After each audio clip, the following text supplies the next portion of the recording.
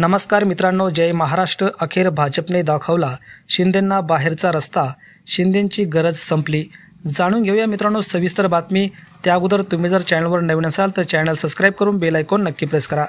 महाराष्ट्राच्या राजकारणामध्ये आणि मराठी माणसाच्या न्याय हक्कासाठी स्थापन झालेली शिवसेना या ठिकाणी मातोश्री आणि शिवसेना एक वेगळीच ओळख, वेगळंच नातं जनतेमध्ये आहे। मात्र याच शिवसेनेचे दोन तुकडे झाले आणि याचाच फायदा भारतीय जनता पक्षाने कसा घेतला तो संपूर्ण देशाने पाहिलेला आहे।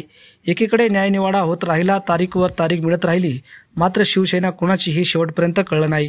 सरकार स्थापन झालं, सरकारने सत्ताही भोगली, मात्र निकाल शेवटपर्यंत राखून ठेवण्यात आलेला आहे।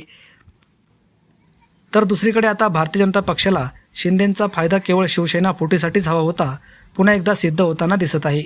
नावाची बदनामी होईल आणि पक्षाचा वेगळं मेसेज लोकांमध्ये जाईल म्हणून नावाला मुख्यमंत्री म्हणून 2.5 वर्ष एकनाथ शिंदे यांना दिलं आणि आपण किती मोठे मनाचे आहोत हे दाखवण्याचा प्रयत्न केला। मात्र जागा वाटप करून घेतलेल्या वाट्याला जास्त जागा आल्या तर साहजिकच निवडूनही जास्त येतील आणि याच ठिकाणी शिंदे गटाला धक्का बसायला सुरुवात झाली। ज्या सत्तेसाठी आणि भारतीय जनता पक्षाने शिवसेनेला 2 तुकडे केले, शिंदे गटाचा वापर केला, पुन्हा एकदा मुख्यमंत्री म्हणून जनसमाजामध्ये ज्याप्रमाणे शिंदेंनी काम केलं त्या पद्धतीने पुन्हा एकदा शिंदेच मुख्यमंत्री होतील। लाडक्या बहिणीचा लाडका भाऊ मुख्यमंत्री एकनाथ शिंदे राहील अशी सर्वांना अपेक्षा असते। जे ठाकरे सोबत झालं तेच पुन्हा एकदा शिंदे सोबत होताना दिसत आहे आणि त्याच पद्धतीने शिंदेंनी पूर्ण प्रयत्नही केले, मात्र त्यांच्या प्रयत्नाला यश मिळाले नाही आणि भारतीय जनता पक्षाने त्यांचा 6 महिन्याचा प्रस्ताव सुद्धा धुडकावून लावलेला आहे। 6 महिन्याचा मुख्यमंत्री असा कुठेही तरतूद नाही असं ठणकावून अमित शहाने सांगितलं।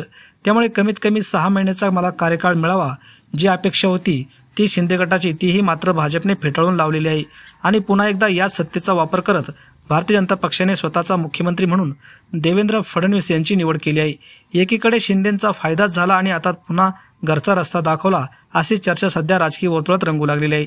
जास्त जागा घेतल्या, जास्त निवडून आला आणि त्यामुळे भाजपचा मुख्यमंत्री झाला हे फक्त म्हणाला आहे, मात्र जागाच कमी दिल्या तर शिंदेंच्या जागा येणार कशा हाही मोठा प्रश्नच राहिलेला आहे।